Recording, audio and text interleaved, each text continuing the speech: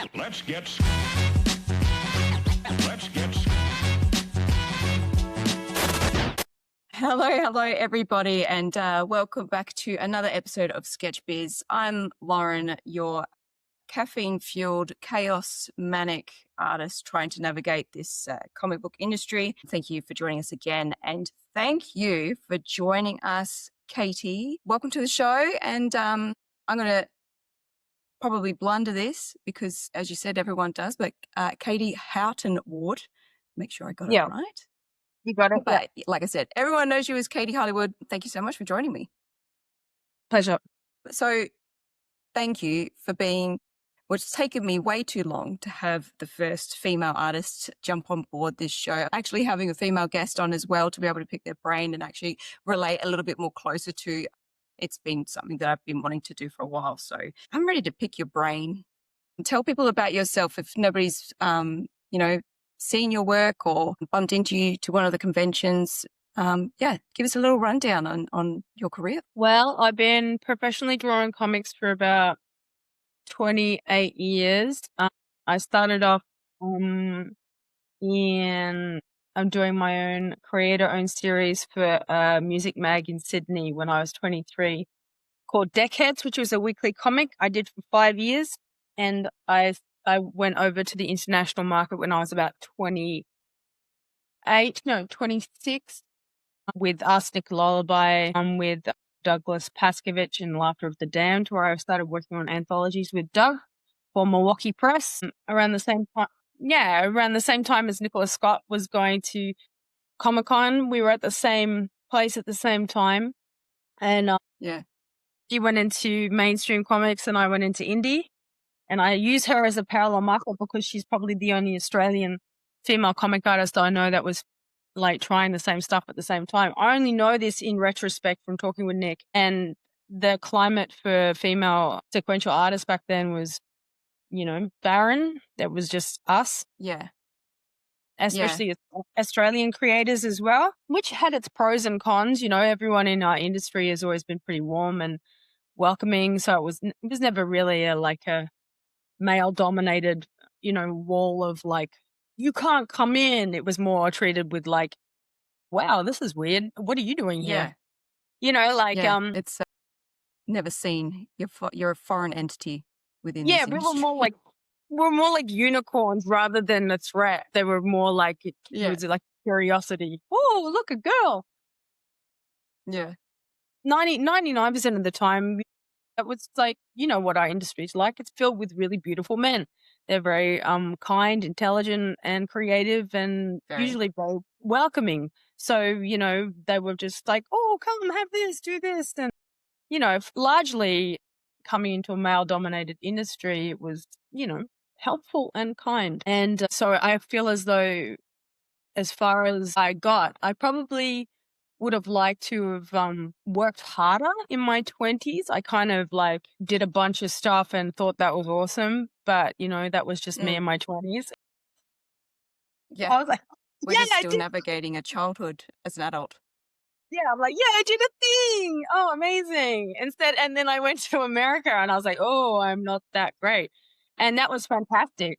That was the greatest experience of my life, to get knocked on my ass and to realize just how far I had to go. So then I came back to Australia and I put my head down and I started working harder, concentrating.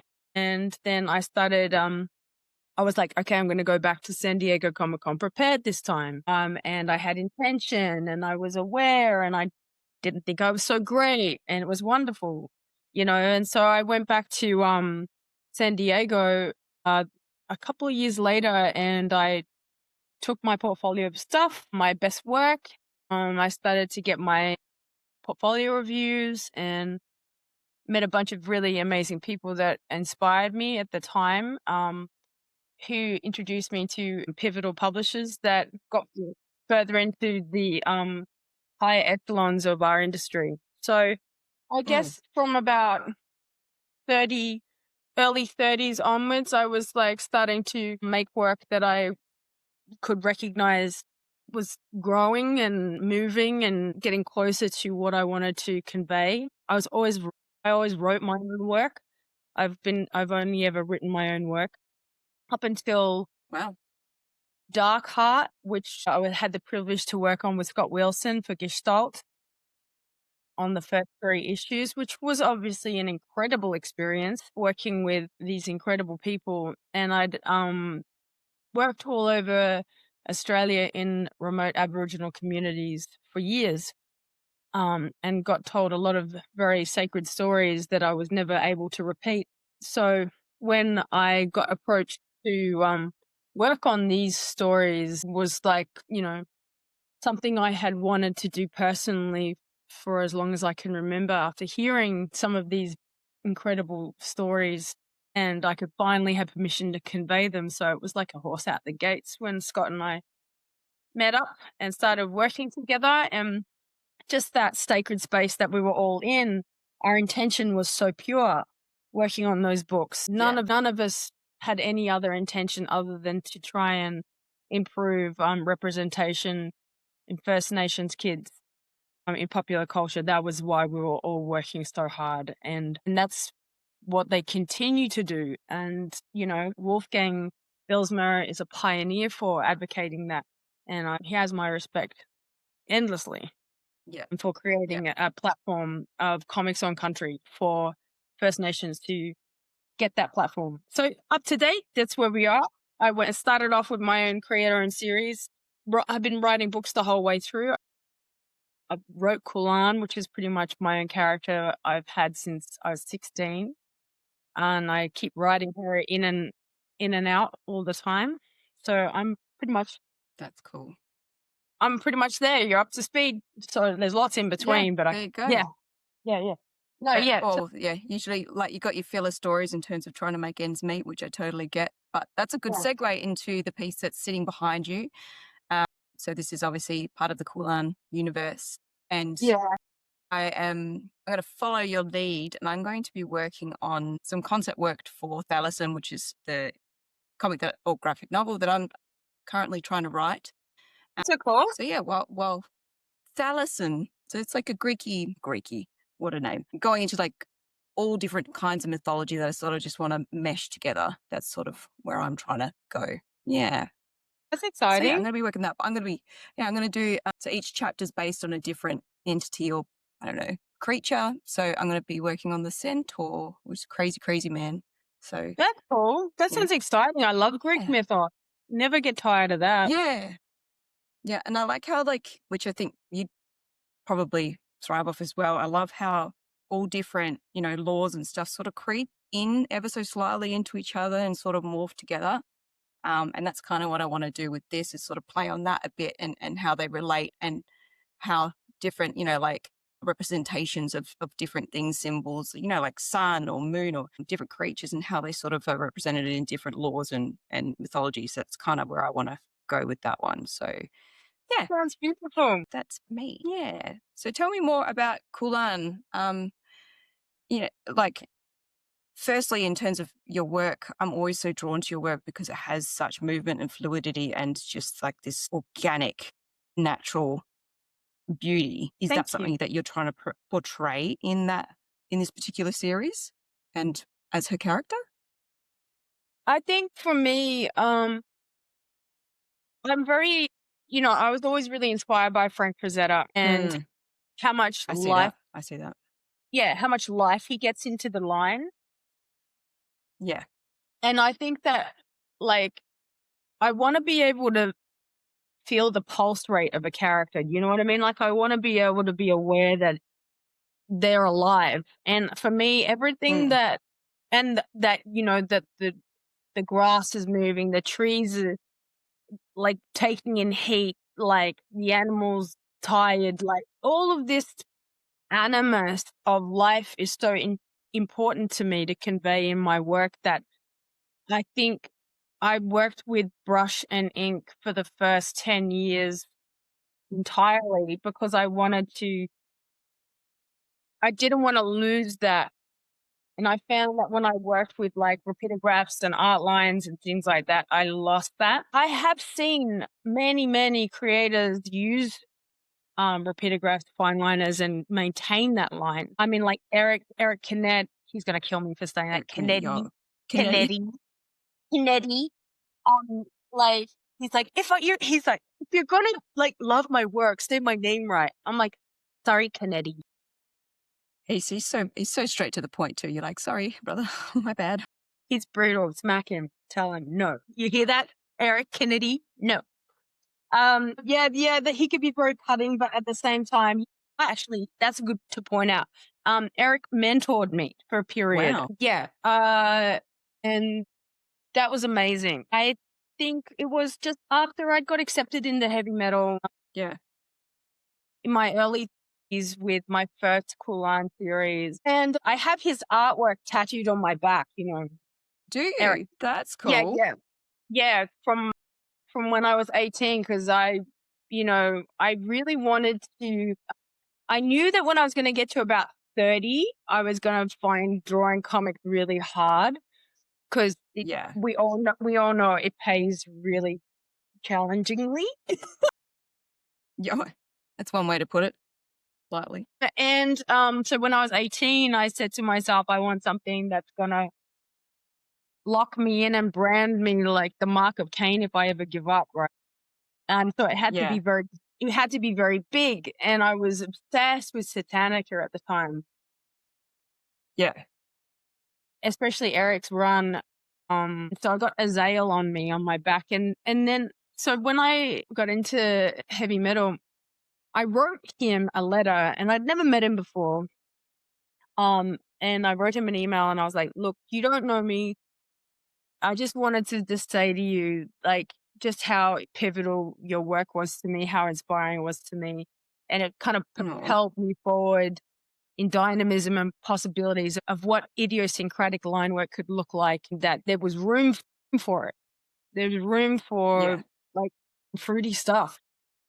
Well, he was sort of at that beginning of that shift of the very stereotypical classic golden age sort of look of comics, and then his life and movement and just the stylized sort of aspect of it. That's just sort of like the brink of when it all started changing. So yeah, I get what you mean. Yeah. I think that and I've told this to him before that the 90s was an incredible era for comics. Like we were doing some crazy, crazy stuff. It was the Wild Storm period that was nuts. Majorera, all those guys were just going crazy. Jim Lee was carving forward. Everybody. There was Ken Williams, John J. Muth, Sankiewicz. All these guys were doing wild stuff. Really highly painterly, really idiosyncratic, really raw. And I think we'd come out of that really like you were saying, that really austere post-war line work. And I think the Yeah. 80s and the 90s, they kind of that was our era where we kind of pushed things hard, I think, as Yeah. far as really unusual work, the 80s and the 90s. And I think, Yeah.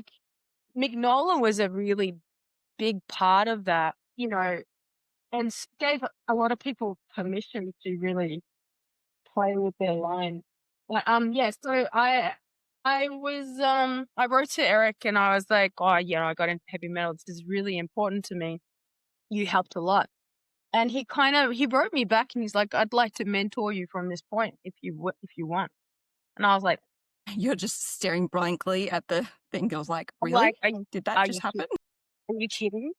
I mean, it was exactly what I needed, I was just kind of reached a certain level where I was like, I didn't expect to get here and I don't know what to do here. Yeah. How How do I respond? yeah, how do I respond? And so we had a really good, couple of months where he was, taking me through stuff and put me on some really pivotal cinema, actually. That was Oh, what, yeah. yeah. Smart. Yeah, and I hadn't even thought that way, it was kind of I was so stuck in sequential land that he's like, "You've gotta get perspectives on directing by Scorsese." I'm like, "What? Really?" And he's like, "Yeah, man. Scorsese's the original comic book artist." And I'm like, "This guy," Mm-hmm. And then when I started looking at all the frames and the lighting and everything, I realized, oh my God, this guy's a genius. It's exactly, it was right. Like in Casablanca, Yeah. all of the minimalist elements of what sets up a shot powerfully. And, I was just basically, it was like going to high school from primary school where you thought you knew what was going on. And then you go to high school and then they're like, bro, that's nothing. That's what talking to Yeah. Eric was like. And so I feel like my entire career was just basically thinking I knew stuff and then getting smacked on my ass back to grade 1 again. And that was like Yeah. in chapter. And I'm kind of at that point again where I've done some things, but at the same point, I'm really back down to a humbling level again where I was like, I'm still aware of how far I have to go as far as the storyteller goes. And, I'm not going anywhere. So it's, inshallah, Well, it's the same as Derek Lorfman said the same thing on the episode we did together, and it was like I can't imagine doing anything else. I'm not going to be doing anything else for the rest of my life. Like this is it, right? So like you realize that, and then you're like, I'm okay taking my time because I know that this is not going anywhere. And be comfortable with the fact that it's going to be a little bit cruddy juggling things for a while, but it just means that you get to do things the way that your intentions are going to be a bit more pure, if that makes Yeah, sense. that's exactly it. And I think, like being a mother and even being a single parent doing this, I had to kind of like get to a point where I was like, normally like there's a lot of people that have their partners, like a lot of these guys that are running first in all of our comic book industry, they've got a comic book widow, right? That partner runs the show and they don't see them for dust. Yeah. All those amazing Yeah. guys going through the gates with gold, there's some chick in the background folding linen, Yeah. So if you don't, I get it. right? And so, a lot of the time earlier on in my career, I was always comparing myself to all of these like powerful dudes that were like putting out tons and tons of stuff. And then I was like, I'm Correct. breastfeeding 2 babies. Like, I don't understand. Like, what the hell? Why would I do that to myself? Like, why Yeah. would I? Like, sorry, I was a bit busy creating human life forms. Yeah, Apologies. yeah. Like, I was it's just like, doing don't feel bad about that. Yeah. the original Stan Lee making stuff, you know? Yeah. Um, Yeah. That's it. Yeah. but, and I think that, there's like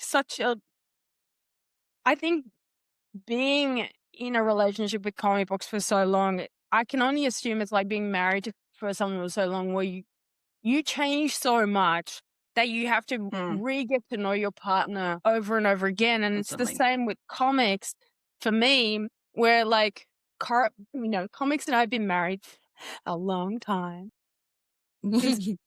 And I've had so many relationships with the medium. It's insane. I've been angry. I've hated it. I've loved it. I've never left. I always come back after a fight. Like, Yeah.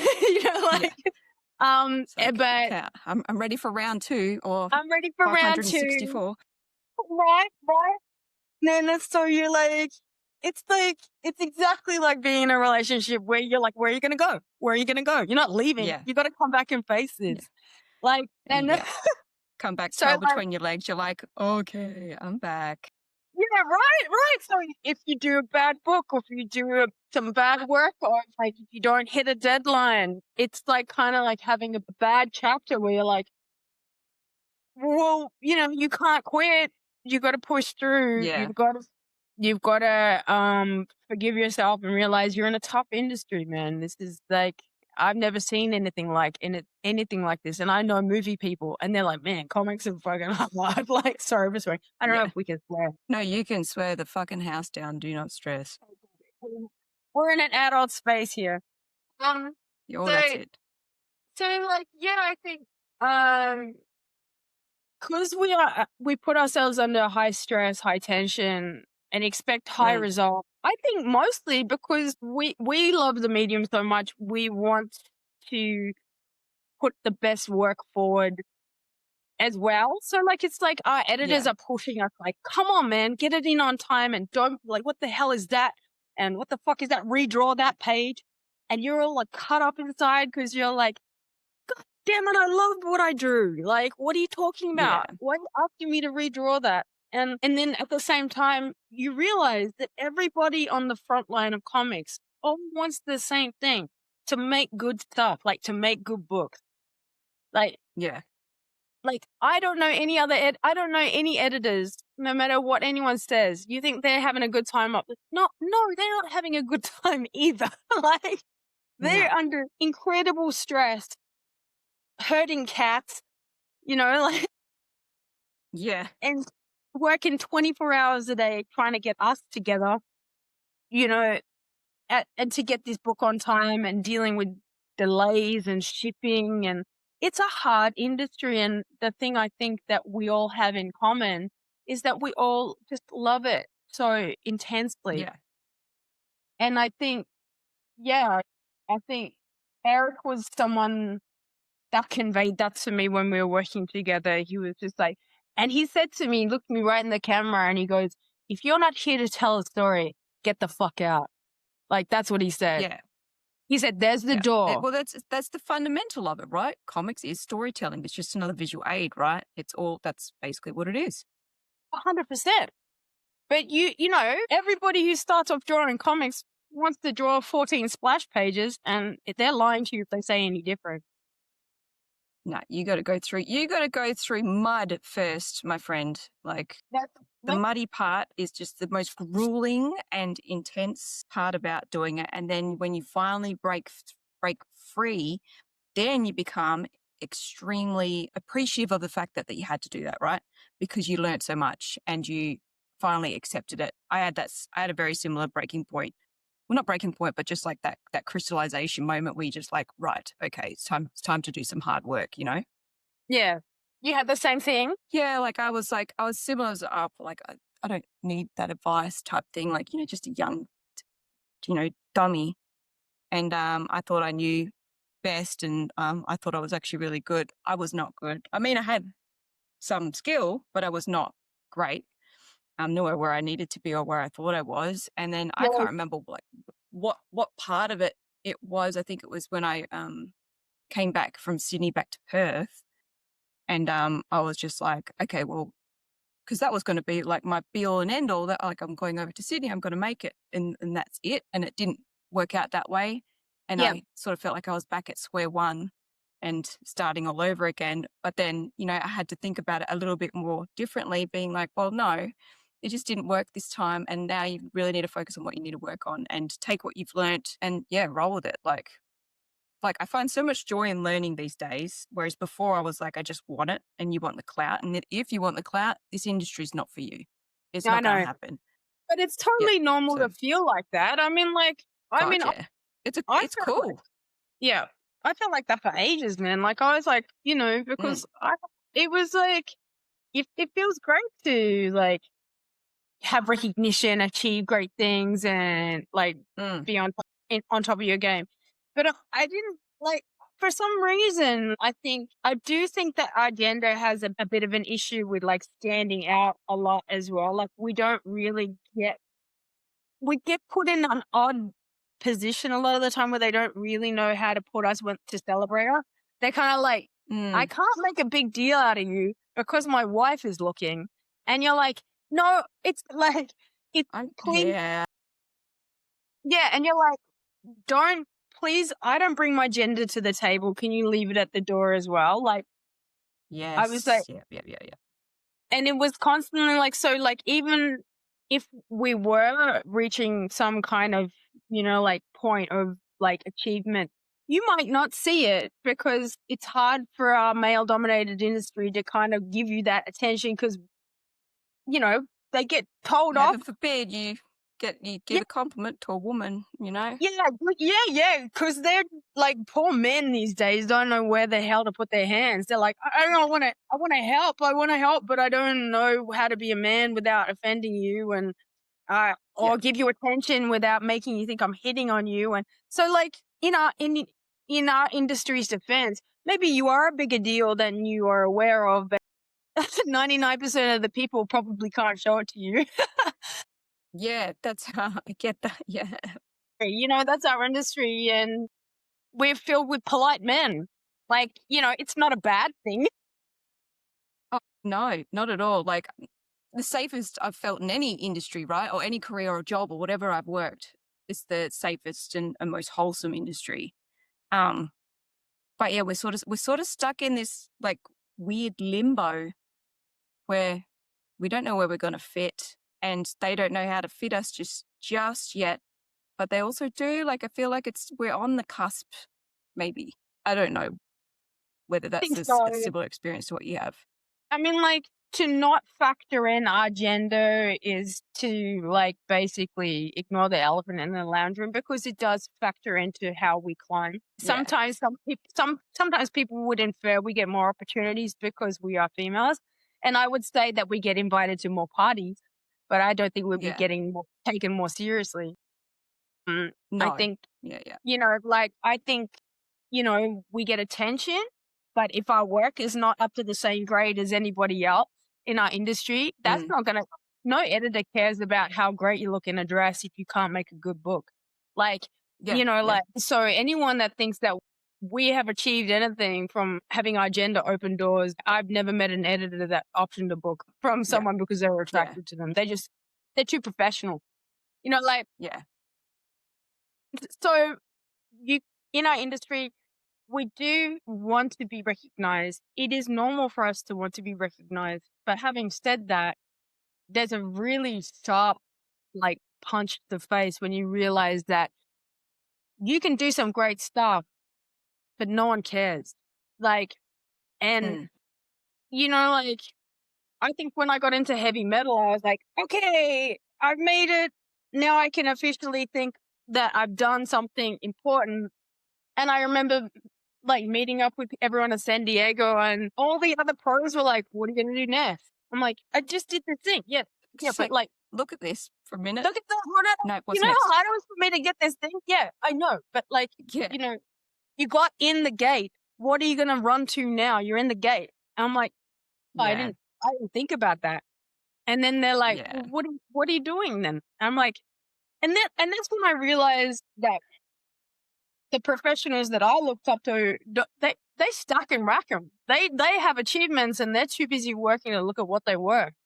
You know what I mean? They're like, yeah, "Oh, I did this book. I worked on that anthology. I'm working on these covers. I'm working with these guys." I'm like, "Man, that's amazing." Is it? I don't know, man. I've got this deadline that's on Friday, and so I think, you know, it's amazing to achieve these things, but no one cares. no. No one cares. So they just want to know what's next.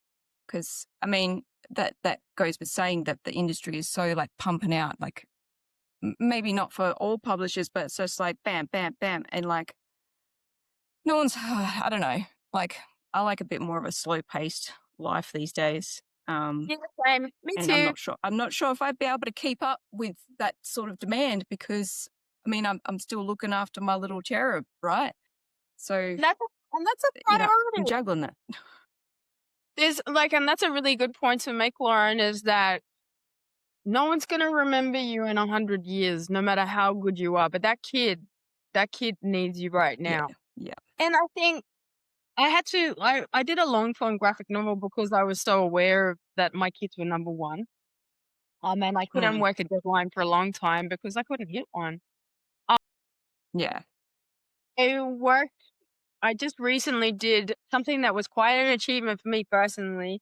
Was I wrote penciled, inked, hand painted a story for heavy metal, and that was in October, and that was tremendously difficult for me because the deadline was like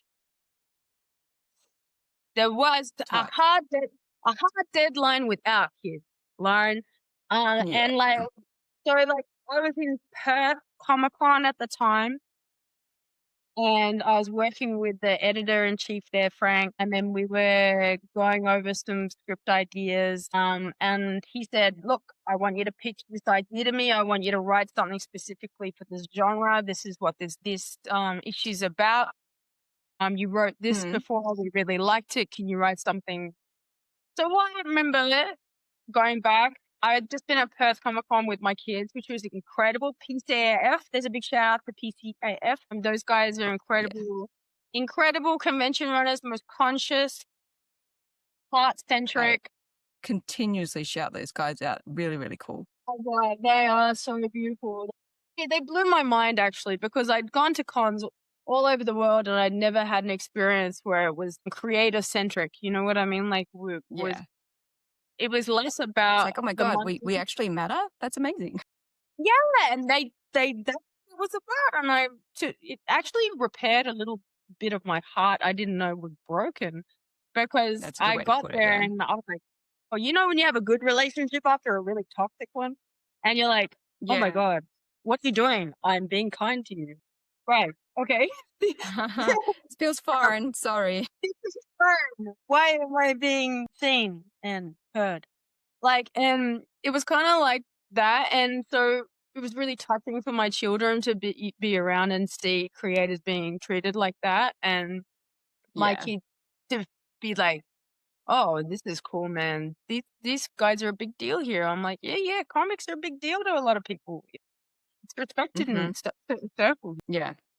I think you've got an interesting point there, like, how do you find juggling, creating around being a mother, and how does the dichotomy between the two Yeah. parts of your mind, you know? How do you find it? Well, I know that I'm fundamentally changed, right? Like my brain's completely different. Yeah, of So course. how I handle stress now and compartmentalizing a lot of the stuff I need to keep juggling consistently, like I feel very burnt out a lot of the time. Yeah, yeah, that's true. Yeah. But Your but like adrenals would it's I know, and I was like being a mother was never something that came to me naturally. Like wasn't something that I had on the agenda. Like I just wanted to draw and I just wanted to, have this sort of like rock star life and whatever. But I actually, after meeting my now husband, I mean, things change. Naturally develop, change your perspective on things. And yeah, I would not be able to do this at all if I didn't have him helping me along on the ride. Like it does, like you said, you've got someone in the background holding the fort, and I get to, like, while yes, I'm still juggling my daughter, he's also the one that's, going to work, and I get to stay home and do this when and if I can. Um, that's sort of like I wouldn't say problem with the industry, but you kind of need it. Like you really do need that support, or you need to make the decision, like, am I going to have that second job? Am I going to, teach or whatever? And yeah, it's tough. Yeah. Like I think constant burnout and feeling like I'm just like running 2, 3 different brains at once. Yeah. It's chaotic, chaotic. I think that's a really valid point. How old are you now? 37. Yeah, okay. So, like, that's when I first started having kids, and Mm, I think that was exactly the same feeling I had as well. I was just like, I was exactly in that headspace. I just want to make work. I want to draw. And then I kind of went on to the whole kind of like, oh, met my kid's dad and then evoked all these feelings of wanting to create a family. And then yeah. did the kids thing and then I was drawing at the same time and I had exactly the same thing. But what I realized as well at the same time is that adrenal burnout is real. It's very Oh my hard to God. Yeah. it's really hard to concentrate when you're like constantly trying to catch up on an endless list that has to be checked off every day, keeping a human alive. Yeah. Especially in the early stages, like that's a very intense period. Not only your body's falling apart, but like you just sort of like raw dogging motherhood because you've never done it before, obviously. Oh, Doesn't that's matter so cool. how much you get in terms of advice. It's like, yeah, pretty intense. It's so true. And your body is like actually reforming into a different way as well. So you're like, your whole body re-stitches itself back together at the same time. And, putting a deadline in on top of that is just wild. But yeah. Oh, after what is it, 2 years they were saying, or a year? No, isn't it like 9 months or 6 months? They keep changing it. It's now 7 years, but like you should be over. Like postpartum sort of like finishes then. It's like, well, I don't know about that. Like I still don't feel right. It's been 3 years. I still don't feel right. I don't. How old's your child now? And 3 in August. You're right in the eye of the I had the storm. where Loving it. She's my little best mate. Holy dooly, there's some days where you're just like, I don't know if I can keep doing this. Not I the know parenthood thing, but like juggling a side business, you know?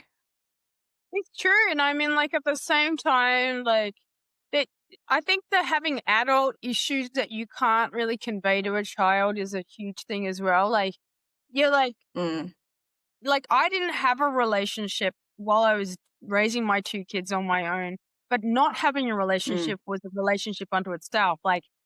Like navigating how to feel safe and protected on my own with 2 very vulnerable children, like, yeah, and like, and still feeling this biochemical urge to like go and be with someone else to feel protection. So yeah. I have kind of like, I started fighting physically, like to combat my biological urges of needing to provide a partner, a father figure to my kids.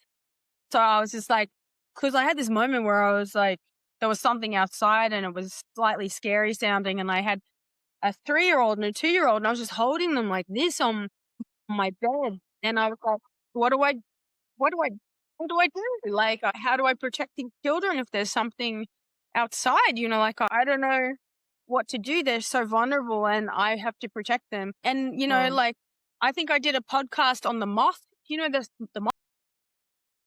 I haven't heard of it, but now I'm going to look them up for sure.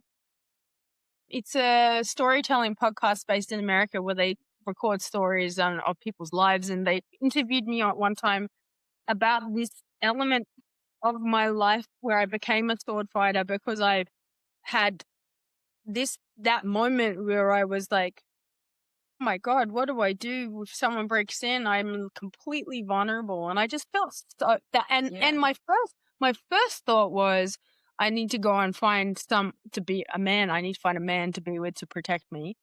And then another voice in my head goes, that's No, ridiculous. you a bad bitch. You go Yeah, you train, a woman. bad bitch. You don't You a need bad nothing. bitch. Yeah, you a Yeah. bad bitch. And so like, and also, like, I don't know about you, but if you've dated these days, the chances of finding Clark Kent out there is 0.05%. So like, I live vicariously through my girlfriends that are still dating, and I'm like, I'm so sorry. yeah, But I know. not to say that there isn't good fellas out there. I'm not Disclaimer, saying, we've got so many you male know. friends that we know that, they're out there being great people. And like, I'm a huge fan of men. Mm, I'm just saying that I couldn't risk getting out there and trying to find a protector. So I had to become the protector. Um, yeah. and I think that's part of where my storytelling came from with Khulan as well, because I was imagining and training and doing and literally becoming the person I was writing at the same time. Yeah. It was quite wild because I was like learning to fight with the sword helped so much in the way that I drew Khulan. That because she's a sword fighter, and I didn't even Yeah. intentionally Understood it. try and do that, to try and Mm, figuratively learn how she will fight by fighting. But it actually yeah. works really, really well. So when you do get the book, when it is available for Yeah. purchase, um, you need to remember that was method. That was some real shit. Yeah. Yeah. And, that's actually a good point. People always ask, like, oh, what's a better way to understand movement and stuff? It's like, actually do the movement. Like, Do it. and that goes back to like, yeah, background of animation, right? Like we used to act things out. Guys at Pixar, whatever, like animation studios, they will actually act it out because you do need to know like how the motions are, how they're going to sit. Are they going to be hunched over? Are they going to be walking slowly? I always go back to like Shaggy from Scooby Doo. Like in terms of like non-verbal communication, you don't even need him to open his mouth to know what kind of character he is, right? It's just 100%. It's always something that I recommend people to do is just, actually do drama classes or learn the hobby or whatever it is that you're trying to depict in whatever story that you're doing. I agree 100%. And I think that Bill Sienkiewicz has got like shared millions of photos of him, not millions, but like a lot where he's using his own reference and doing his own. Yeah. And a lot of those guys like David Mack and even Jay Madureira, they're all training at the same time. Frazetta used to train his body meticulously to analyze his physiology for his work. Yeah, and it was Mm. like, I think there's a lot of people that still do that, like where we'll train for the anatomy for the work. And, Mhm. Mhm. Biz is the same. There's a couple of other guys that I know that train for their own reference of how the body works. Actually, quite a Yeah. few. Yeah. Or like looking up documentaries or whatever, like if you don't actually have the physical capabilities to be able to do it, which, some people unfortunately do have that sort of life, you can still look up stuff and watch it and observe Anatomies, it. Same as like with animals. anatomy is everywhere. That like we're so fortunate to have access to so much information, you know? Yeah. Going back to Eric, he said something, I can't remember what podcast he was on, but he was explaining, I think they were mentioning about the fact that his work does have quite a lot of animation that is involved in. Yes, he does have a background and does work in animation, but just that simple description of think of it as like a liquid that's inside the form that you're drawing to know like how that weight is going to shift. And it's just, simple things like that is just so handy, especially to kids trying to learn and stuff. And I just like that sort of was like, yeah, that is exactly how I draw without even realizing it. But just the way he explained it was just so easy to understand. Eric, oh yeah, he's good. He's really, really Mm, good. anyway, so Khulan, coming out soonish next year. Did you say potentially? Yeah, it's like I was just saying to you before that I've gonna like there's been a few changes at Heavy Metal with editorial back and forward, and refining as Hmm. they get through the new formatting. So I got optioned, and then it was on the queue, and now we've resubmitted, and we've got like moving forward, but also at the same time there's a lot of things moving around. So I can't give you a final date, but it's The gears jurisdictional. are in motion. The gears are in motion. Yeah, yeah, yeah. And Yeah. my issue of Heavy Metal that I just worked on is out now. It's the October Halloween issue. I wrote the vampire story in there, which Yep. was so much fun. And I've just Hell been yeah. for the last couple of weeks. I've been working with Heavy Metal on some other stuff uh, that is non-sequential related, which was again another very tight We deadline. But you need that sometimes. You need something different just to It's great. not lighten the load, but keep it fresh. I Like love that's working another with thing I them. always tell people. I'm like, keep learning, like keep trialing different mediums. Just I think people get too hell bent like I'm gonna be a comic book artist and that's all I'm gonna do, right? And it's like, I think you'll be surprised how much you can get out of just, exploring and giving yourself Oh, freedom. 100%. And you can get really locked in. I have a minor obsession with ink, which I haven't grown tired of. Minor? So like for me, it's like I'm one to practice. Actually, I teach art to early education, and I'm working with them on contrast right now. And I can't tell you how incredibly amazing it is to preach the good word to Yeah. young people about working with black and white. And I work with the Reggio Emilia ethos, which is pretty much black and white for months and months and months. And the other people are like, don't you get tired of this? I'm like, the combination you Nope. can get with black and white is so infinitely endless that, and we've done so much incredible stuff, me and these kids so far, that I honestly feel like, you know, I'm in a privileged position to spark the little art fires in these small children, and they Yeah. are like having so much fun. So yeah, I find I come back after working in that particular arena, I come home and stylistically it helped my work so much by being Mm, so free that I try new techniques, different things, and we play. It's very sensory, and then I come back and it comes straight back into my work. So it's yeah. I'm with you there, Lauren. I feel as though experimentation is highly underrated. Oh, yeah. Yeah. Never miss a chance to learn a new skill or try something new. Like, get something out of everything for sure. So, in terms of like you said that you basically all but one or two projects. I think it was just the Dark Heart. How's writing for you? Like, this is my first time writing something properly. Anyway, does it come naturally to you, or do you find you struggle with any particular area in that regard? It comes too naturally to me in the fact that I feel as though I can't. The writer and the artist are permanently at war. Like Yeah, I write and I write and I write and I write. I think because I read so much and I write from all this like mythos and history and philosophy that I try and I think I don't know if you notice that some of the illustrations that I draw, are quite like different characters or come from all kinds of different strange places. That's all like mm-mm. that's my writing brain. These are characters from stories that I write all the time. I I have so many books stuck in my head. I've written another one, the Book of Gold, which is the next chapter of Khulan, and I wrote that last year.